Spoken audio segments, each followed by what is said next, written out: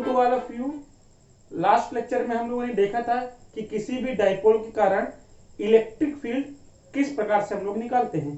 तो हम लोग ने लास्ट लेक्चर में देखा था कि एट एक्सियल पॉइंट में कैसे निकालेंगे और एट इक्वेटोरियल पॉइंट में कैसे निकालेंगे। आज का जो लेक्चर है, इस लेक्चर पे हम लोग देखने जा रहे हैं कि डाइपोल के कारण बनने वाली इलेक्ट्रिक फील्ड किसी भी पॉइंट पे कैसे हम लोग कैलकुलेट करेंगे। तो देखिए, ये हमारे पास एक कोई डाइपोल है। अब इस डाइपोल का ये मिड पॉइंट है। अब हम लोग मान लेते हैं, मान लीजिए यहाँ पे कोई पॉइंट है P। इस P पॉइंट पे हमको क्या कैलकुलेट करनी है, इलेक्ट्रिक फील्ड को कैलकुलेट करना है। तो हम लोग क्या करेंगे, अब देखिए इसकी अगर मैं यहाँ पर इसकी पोजीशन देखूं तो ये क्या है, ये थीटा एंगल बना रहा है विथ डाइपोल, और ये इसका क्या है, डिस्प्लेसमेंट वेक्टर है r। तो देखिए हमारे पास ये है एक dipole, this is dipole vector P। अब हमारे पास दो फॉर्मूले हैं, या तो हम लोग डाइपोल से एक्सियल पॉइंट पे इलेक्ट्रिक फील्ड को निकाल सकते हैं, या तो डाइपोल के इक्वेटोरियल में हो तब हम लोग इलेक्ट्रिक फील्ड निकाल सकते हैं। तो हम लोग यहाँ पर उसी थ्योरम को, उसी पॉइंट को यूज करके इस पॉइंट पे इलेक्ट्रिक फील्ड को फाइंड आउट करेंगे। देखिए कैसे, बहुत केयरफुली इस जगह पे देखिएगा। अगर आप लोग यहाँ पे समझ गए तो पूरा डेरिवेशन आपको समझ में आ जाएगा। देखिए अगर ये आपके पास कोई एक वेक्टर है, मान लीजिए वेक्टर P है, तो इस P वेक्टर को हम लोग क्या करेंगे, रिजॉल्व कर देंगे, इसके कंपोनेंट में इसको ब्रेक कर देंगे। इसका एक कंपोनेंट हम लोग मान लीजिए लेते हैं किस डायरेक्शन में, इसका एक कंपोनेंट हम लोग लेते हैं इस डायरेक्शन में, in this direction along r के पैरेलल डायरेक्शन में एक कंपोनेंट ले लेते हैं, और दूसरा कंपोनेंट इसका परपेंडिकुलर टू r।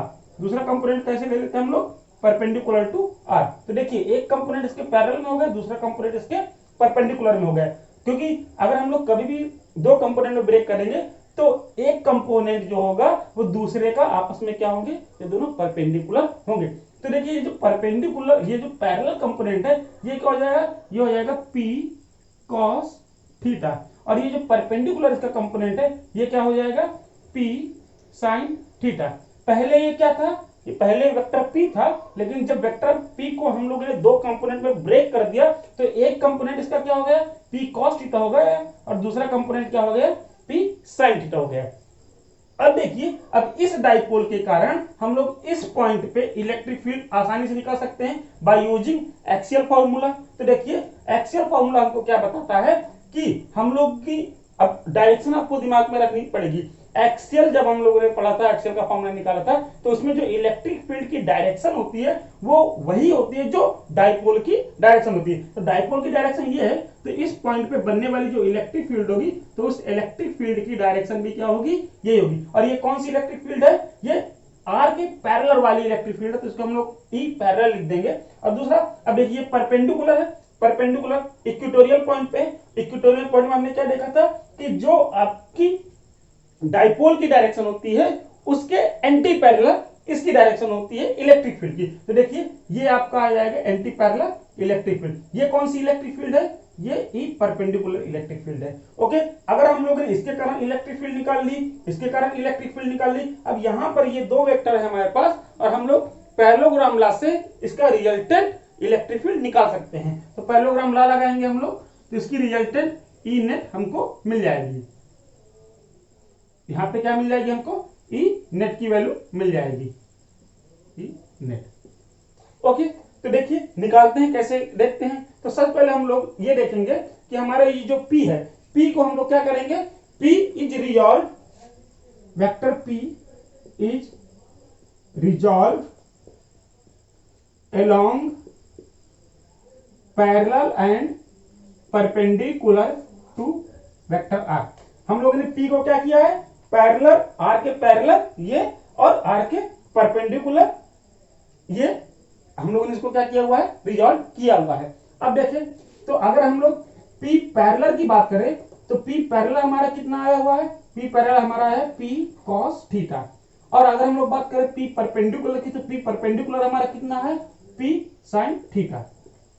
तो अब हम लोग इलेक्ट्रिक फील्ड निकालते हैं ड्यू टू P पैरेलल। तो इलेक्ट्रिक फील्ड के लिए हम लोग क्या करेंगे, देखिएगा इलेक्ट्रिक फील्ड पैरेलल कितनी आएगी हम लोग की, हम लोग के पास फॉर्मूला है इसके लिए। क्या फॉर्मूला है, हम लोगों ने लास्ट लेक्चर में देखा था कि अगर एक्सेल पॉइंट में हम लोग इलेक्ट्रिक फील्ड को निकालते हैं तो फॉर्मूला क्या होगा 1/4 पाई एप्सिलॉन नॉट और 2p अपॉन आर क्यूब। ये फॉर्मूला था हमारा। बट अब यहां पर ये p ना रह करके क्या हो गया, p की जगह p cos थीटा हो गया। तो हम लोग p नहीं रख सकते, p की जगह क्या रखेंगे, p cos थीटा। अब हम लोग ई परपेंडिकुलर अगर निकालें, ई परपेंडिकुलर क्या होगा, फॉर्मूला हम लोग ने लास्ट लेक्चर में देखा था अपने 1/4 pi epsilon naught p upon R cube. अब फिर यहां पर भी देखिए, यहां पर अब ये p ना रह करके क्या हो गया, p sin थीटा। तो हम लोग यहां पे क्या लिख देंगे, p sin theta.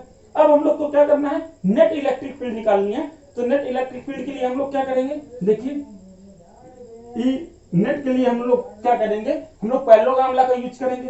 Parallelogram law आपको क्या बताता है, आपको याद होगा, अगर हम लोग के पास एक वेक्टर कोई ये है और दूसरा वेक्टर हमारे पास कोई ये है, तो हम लोग इस प्रकार से इसका क्या निकाल लेते थे, रिजल्टेंट निकाल लेते थे। ये मान लीजिए वेक्टर ए है, ये मान लीजिए वेक्टर बी है और इसका रिजल्टेंट क्या है, आर।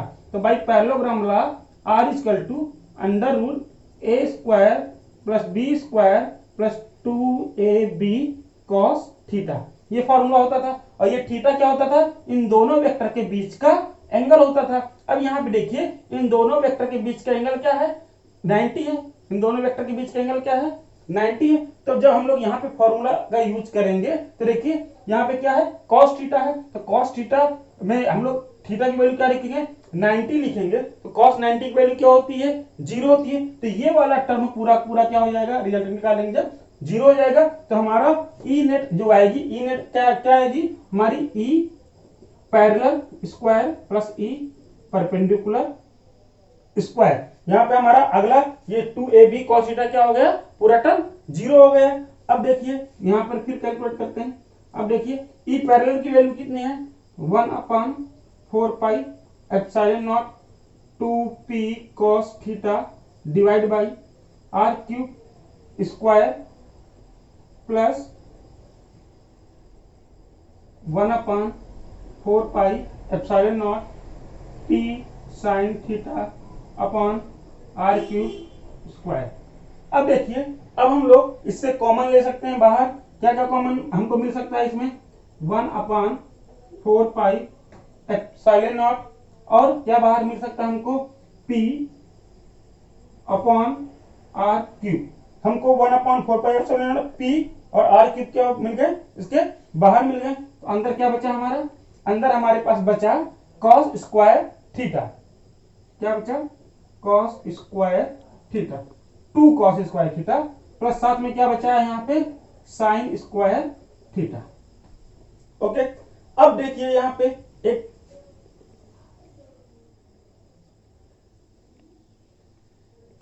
अब देखिएगा E net equal to 1/4 pi epsilon naught p upon R cube under root. अब देखिए यहाँ पे साइन स्क्वायर थीटा को आप क्या लिख सकते हैं, 1 माइनस कॉस स्क्वायर थीटा लिख सकते हैं। साइन स्क्वायर थीटा को हम लोग क्या लिख सकते हैं, 1 माइनस कॉस स्क्वायर थीटा लिख सकते हैं। ओके, देखिए एक्चुअली यहाँ पे जब स्क्वायर करेंगे तो 2 की जगह 4 होगा। तो देखिएगा यहाँ पे 4 cos square theta plus sine square theta को हम लोग क्या लिख सकते हैं, 1 minus sine square sorry sine square theta को हम लोग क्या लिख सकते हैं, 1 माइनस कॉस स्क्वायर थीटा। तब हम लोग का ये एक कॉस स्क्वायर थीटा माइनस हो जाएगा, तब यहाँ पे क्या बचेगा, 3 कॉस स्क्वायर थीटा प्लस 1। ये पता चला कहां से आया, सबको क्लियर है। ओके, अब this is the final formula E net का हमारे पास आ गया। तो इस फॉर्मूले का हम लोग यूज करके डाइपोल में किसी भी पॉइंट पे अगर हमको इलेक्ट्रिक फील्ड कैलकुलेट करनी है तो हम लोग कैलकुलेट कर सकते हैं। अच्छा, टेस्टिंग करके देखते हैं क्या हमारा फॉर्मूला सही है या गलत। ओके, तो देखिए अगर हमारे पास ये कोई एक डाइपोल था, ये डाइपोल है और ये थीटा एंगल पे ये कोई पॉइंट P था, तो हमारे पास इसकी इलेक्ट्रिक फील्ड, इस जगह की इलेक्ट्रिक फील्ड का फॉर्मूला क्या है, ये आया। अब मान लीजिए अब हम लोग इस P को धीरे धीरे धीरे करते करते कहां पे लेके आ गए हैं, इस जगह पे मान लीजिए लेके आ गए। तो ये कहां पे आ गया, एक्सियल पॉइंट पे आ गया। अब जब एक्सियल पॉइंट पे आ गया तो थीटा की वैल्यू क्या हो गई, थीटा की वैल्यू क्या हो गई, 0 हो गई। थीटा की वैल्यू क्या हो गई, 0 हो गई। और कॉस 0 की वैल्यू क्या होती है, कॉस 0 की वैल्यू क्या होती है, 1 होती है। तो देखिए इस फॉर्मूले में हम लोग रखते हैं तो देखते हैं इलेक्ट्रिक फील्ड कितनी आती है, E net is equal to 1/4 pi epsilon naught P upon R cube under root 3 into 1 plus 1। तो देखिएगा 1/4 pi epsilon naught P upon R cube. अब देखिए ये 4 और रूट हुआ तो क्या आ जाएगा 2। अब ये बताइए क्या यही फॉर्मूला था ना, यही फॉर्मूला तो हम लोगों ने निकाला था एक्सेल के लिए। तो इसका मतलब ये फॉर्मूला मेरा क्या है, करेक्ट है। अच्छा इक्वेटोरियल के लिए भी आप लोग देख सकते हैं। अब इसको हमने उठा के ऐसे इस पॉइंट पे लिया है। अब एंगल कितना हो गया, अब एंगल हो गया हमारा 90। अब cos 90 की वैल्यू कितनी होती है, देखिएगा cos 90 की वैल्यू कितनी होती है, cos 90 की वैल्यू आपकी 0 होती है।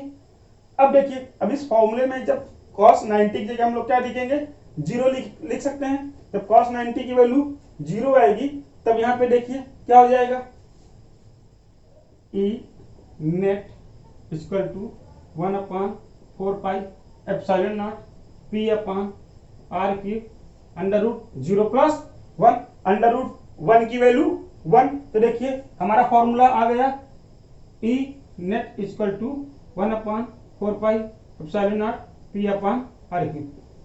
बताइए यही फॉर्मूला इक्वेटोरियल के लिए निकाले थे। तो देखिए इस फॉर्मूले का यूज करके हम लोग किसी भी पॉइंट पे इलेक्ट्रिक फील्ड को कैलकुलेट कर सकते हैं। आपके सामने अभी ये टेस्टिंग भी करके हमने देखा कि हाँ ये फॉर्मूला हमारा सही है या गलत है। एक बार इसका पूरा फिर से देख लीजिए एक बार कैसे ये आया। सबसे पहले हमारे पास ये डाइपोल था और इस डाइपोल से थीटा एंगल और आर डिस्टेंस पे कोई पॉइंट पी था। हम लोगों ने क्या किया, इस डाइपोल के दो कंपोनेंट बनाए, एक component along the parallel R और दूसरा component perpendicular to the R. Parallel क्या था, पी कॉस थीटा, परपेंडिकुलर क्या था, पी साइन थीटा। तो हम लोग देखिए तो हम लोगों ने इस डाइपोल के कारण एक्सियल पॉइंट पे इलेक्ट्रिक फील्ड निकाली, ई पैरेलल कितनी आ गई, इतनी आ गई। अब सिंस यहां पर P नहीं ना था, P की जगह क्या था, P cos थीटा, हम लोग को क्या लिखना पड़ा, P cos थीटा लिखना पड़ा। अब इसी तरीके से हम लोगों ने परपेंडिकुलर इक्वेटोरियल के लिए इलेक्ट्रिक फील्ड कैलकुलेट कर ली। इक्वेटोरियल का फॉर्मूला हमारे पास क्या था, ये था। अब P की जगह क्या रखेंगे, P sin थीटा। फिर बाई पैरेललोग्राम ला हम लोगों ने क्या किया, इसको सॉल्व कर लिया। तो फाइनली मेरा जो फॉर्मूला था वो कितना आ गया, ये आ गया। उसके हम लोगों ने टेस्टिंग करके देखा कई जगह इस पॉइंट में। अब इसको हमने यहां पे लिया तो 0 हो गया, cos 0 की वैल्यू रखी तो हमारा प्रूफ हो गया एक्सियल वाला फॉर्मूला। फिर हमने इस पॉइंट को उठा के परपेंडिकुलर किया, cos 90 की वैल्यू रखा तो हमने देखा इक्वेटोरियल वाला फॉर्मूला प्रूफ हो गया। तो इस प्रकार से ओवरऑल हम लोगों ने देखा कि हम लोग डाइपोल से किसी भी पॉइंट पे कोई इलेक्ट्रिक फील्ड को कैलकुलेट कर सकते हैं बाय दिस फॉर्मूला। ओके, इसको देख लीजिए और अगर आपको कोई भी प्रॉब्लम हो तो आप लोग कमेंट करके जरूर लिखिए।